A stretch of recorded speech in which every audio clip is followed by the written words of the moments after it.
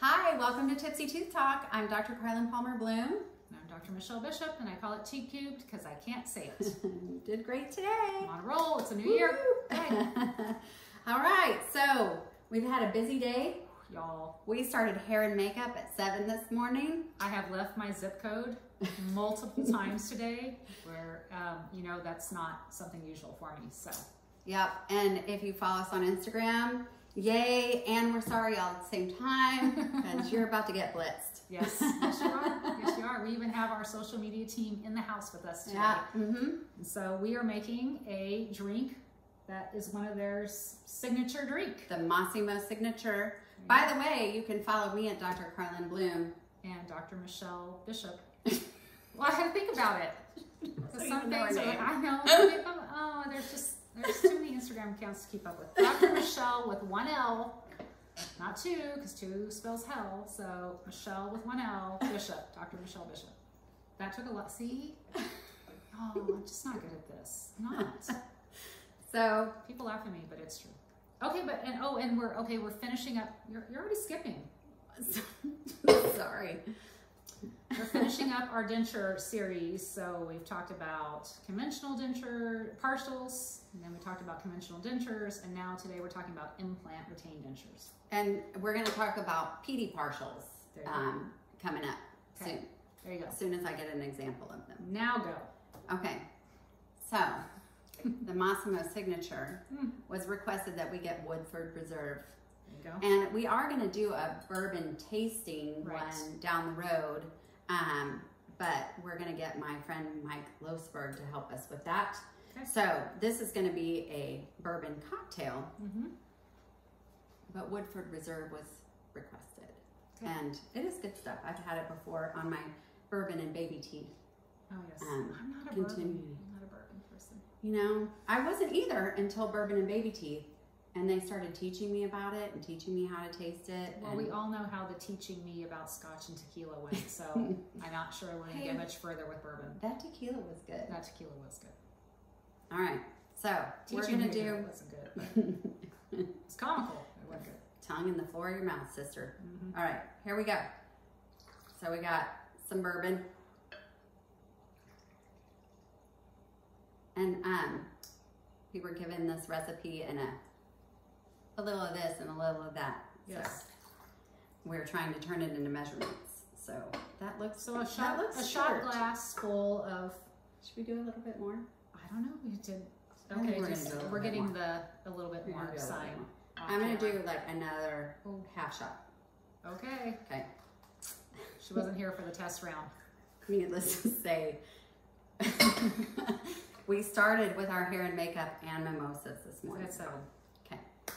Yeah. So go to production crew. You should have gotten up on time. You could have been there. Huh? Might have shared a mimosa with you. All right. How much of this am I doing? Oh God.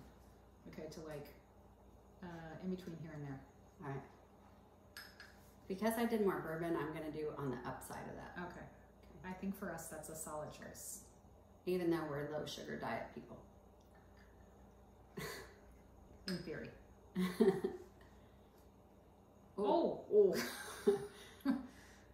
Wait, not in the same glass. A little bit, and then I'm going to give me the rest because I overpoured. Okay. Like mopping up here. Quick cleanup crew today. Okay. Remember, I'm the equal pourer. Oh, wait. Oh, the orange The orange peel. Shoot. See, that's why I needed to write it down, Massimo. You wrote it down. Here we go. Okay, that's good. All right. You need your napkin. You need a lot of napkins. I do. Okay. Is that good? So see, I'm in charge of the drink because again, we're doing dentures and I don't do dentures. But so she's going to do all the tooth talking. And I'm just going to make a mess out of the drink. What is this? Gotta put the caps back on because you never know if arms flail that we might knock something over. Cheers. You know, things tend to... I'm just saying... It's because it's me. It hasn't happened before, right? It's like the warning on the McDonald's coffee. Because it's happened. Because it's me. All right, ready? Are you good? You good? I'm just trying to clean up your mess. Cheers to beautiful smiles. Okay. I'll go first.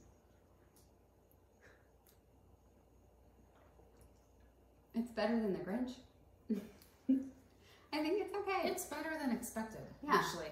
Huh? It's better than expected. Mm-hmm. Yeah, I'm gonna give you a solid thumbs up on that, Massimo. Mm-hmm. Okay. I'll give it a 1 thumbs up. Oh, Maybe not 2. yikes! He's right there. Yeah, it's I'm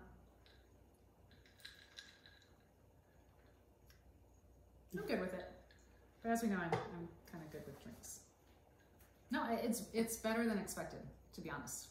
Because I was expecting this really heavy bourbon drink. And I taste the bourbon, but I'm definitely getting the red wine. Mm-hmm. And I just used a middle-of-the-road cab. Did we say that we were using a cab, or did we just say red wine? Anyway, I used we didn't. We didn't specify. Well, I used a middle-of-the-road Cabernet Sauvignon Juggernaut. I'm pretty sure you can find that pretty much anywhere. She got it at H-E-B. Got it at H-E-B. See? There you go. H-E-B. H-E-B should be sponsoring us for as many times as we say their name. We should. We'll start asking. I tag them every time. Oh, you do? Mm-hmm. Okay. Okay. All right. Let's continue on about dentures. Hang on. I'll take another drink. I'm going to mess with mine while you talk. I don't know. I like it. Don't mess with mine. Mine was the good. Maybe that extra little of simple syrup we tossed in was good. Mm-hmm. Okay. So we've covered partials. Just a little recap, you know, like your recap on your favorite TV show. Partials, you still have teeth that it's hooking onto. The previous episode. On the previous episode.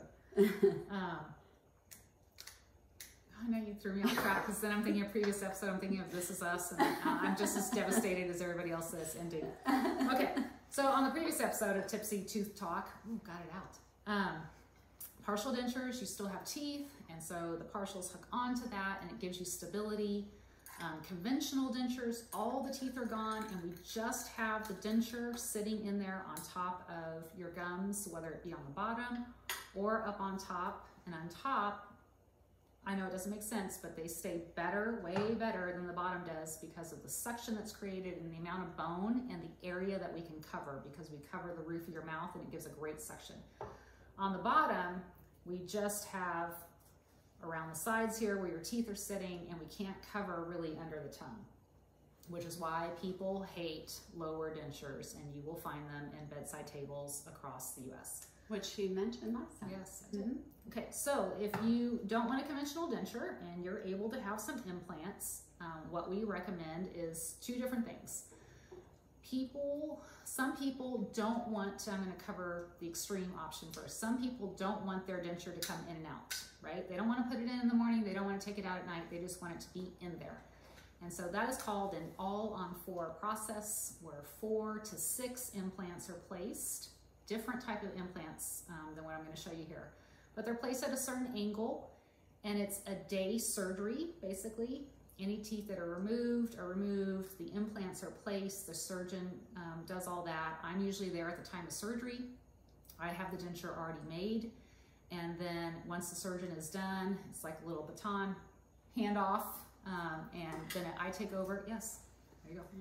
And I have the denture, the lab guy is usually there with me, and we begin to convert this denture from a conventional denture, because if something goes wrong during surgery, we don't want you walking out of there without teeth. And so we have a conventional denture ready to go. But if all goes well, which 90% of the time it does, then I can convert that to a screw retained denture, meaning I'm gonna take those implants that were just placed, I'm gonna convert this to, it has 4 little holes or 6 holes through it, to where I can take it and screw it into those implants, and this denture is not coming out of your mouth unless I remove it. Top or bottom, it works either way.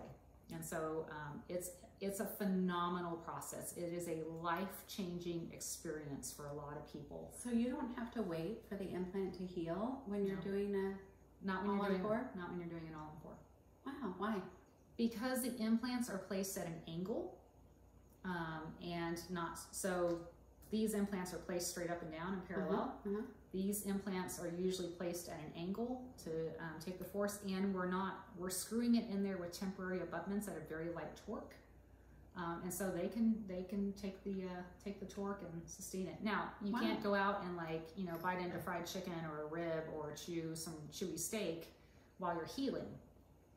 What the commercials that tell you dentures in a day, you know, a lot of those places don't tell you is that this is just a temporary denture when you do that all-on-4. You have to heal. Your body has to heal. The bone has to form around those implants, and that usually takes about 90 to 120 days. And then you come back to see me after the surgeon releases you, and I take the denture out, we clean everything up, and then we begin a process of new impressions, because then the actual titanium bar that goes into the denture is fabricated at the lab. We try that in. We do all this process, getting alignment and cosmetics right, and so it's a great process that if you don't like your transitional denture that's screw retained, that I can fix things then. So that's the extreme. That's when people are talking about my denture doesn't come in or out, it's screwed in, I have implants. That's what that is. And again, the cases that I've done have been truly transformational and life-changing, and it's so fun, so fun to be part of that process, because you see people that go from not wanting to smile to just being exuberant when they're smiling. It's an amazing process. I can say, as somebody who doesn't actually do that, that I know when she's doing it, because it's such a big deal, and I hear all about it from the surgeon to the rep that's there that helps her with the implant stuff. Like, it is a multifaceted process. It's a team approach for sure. It's not just me. There's a surgeon involved. There's the implant rep is always there at time of surgery in case we need something out of the ordinary. Myself, I bring one of my assistants, and of course the surgeon has his whole team there. It's a great process. It really is. So then the second option is, well, I don't want to go the extreme. I want this denture to come in and out, or maybe finances is an issue, but I want some stability. Then we're able to place implants into the bone, but then your denture has these cute little snaps inside of it. And I should probably walk over there because I know that we can't see. I was going to Vanna White it for you. Oh, you're going to Vanna White it? Oh, I beat you to it. Okay, so there you go. They have these little snaps. I got too close. Production crew's telling me to back up. And then in your mouth, as you heal, we change out the little parts that stick up above your gum into, they basically look like a little ball and socket, for lack of a better analogy. And then I start the process, make this denture, or you have a denture that you're wearing a conventional denture while you're healing, and then I'm able to convert the conventional denture into an implant retained. And at the final step, we put in the proper, what we call abutments or joints, maybe would be a good word to kind of give you an analogy. But basically, your denture then snaps into place and doesn't come out. And see, when we were in dental school, the coolest denture you did for retention purposes was an overdenture. Oh yeah. When you did a root canal in the canines. Yeah, and you kept those. And you kind of drilled the canines down and you did a denture. So this is just like way cool. It's cool. It really marries the science that we're all nerdy about, and you know, some cool aesthetic stuff, and ultimately a fantastic patient outcome. Because I will tell you that my patients that have implant retained dentures, even if they're just the snapped-in ones, are so much happier and so much more confident when they go out to eat that their denture is not going. I mean, how many people remember, like, you know, you see the commercials for fixing it and all that, but you know, if you had a grandparent or something and you were like, oh, grandpa's denture always flops around, you know, it's a confidence issue, and that's not. Have you seen the GIF? Like the happy birthday where grandma's like blowing on the candles and her denture lines out. That's that. Oh, it's a good one. Oh, I'm going to send that to you on your birthday. At any rate, so implant retained, they come in and out, or again, the extreme where they're screwed into place. Either one of them going to function very well for you. The care is the same as a conventional denture. You don't have to do anything different to it. You're cleaning it with a toothbrush, no toothpaste, because an extra soft toothbrush. Yes, because toothpaste will scratch the plastic, and you'll begin to absorb odors and smells. And then the one that is screw retained, that you do not take out, you must purchase a water pick so that you're able to water pick up underneath there, because usually we only remove those once a year, unless there's an issue with it. So you come in once a year, I take it out completely, change out the screws, clean everything up. So a water pick is key to those. And the water pick helps a lot, because I'm going to be honest, that sounds gross. It does, but you know, it's interesting. I 100% agree, but you know, I take them out and I'm always amazed at how it's not gross. Well, that's good. Well, that's good for people to know, because it's not. When you were saying it, like you can only take it out once a year, it sounds nasty. But if you're using the water pick the way you're supposed to, things stay very, very clean. Oh, that's cool. Good to know. So, that sums up my denture journey over the last 3 episodes. And now we're going to try and find a pediatric. We're going to do pedi partials next time. So I'll talk about replacing missing teeth in kids. And yeah, that's it. I want to give it away, but I'm not going to. Okay, see, I was taking a drink. We're not going to go. We're not going to do next time on Grey's Anatomy. Oh, or This Is Us. So sad that's ending. Make it stop. Make it stop. I know. Production crew's crying already. They love that show. Oh, so that's a Michelle and Reagan show. Yes. Clara and I watch Grey's Anatomy. Oh yeah, no, we're all about This Is Us and Katobi. We're sad about Katobi breaking up. Whatever. Oh, spoiler alert. Sorry, you haven't caught up yet. You're behind in the season. You knew it was coming anyway.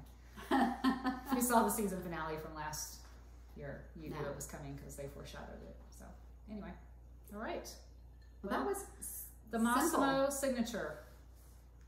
I'll give it 2 thumbs up. Oh, we're moving up. I needed to add a little simple syrup. You needed a little more simple syrup. I thought it was good. Yeah. I enjoyed it. Yeah. So, all right. All right. Cheers to beautiful smiles. Thank you.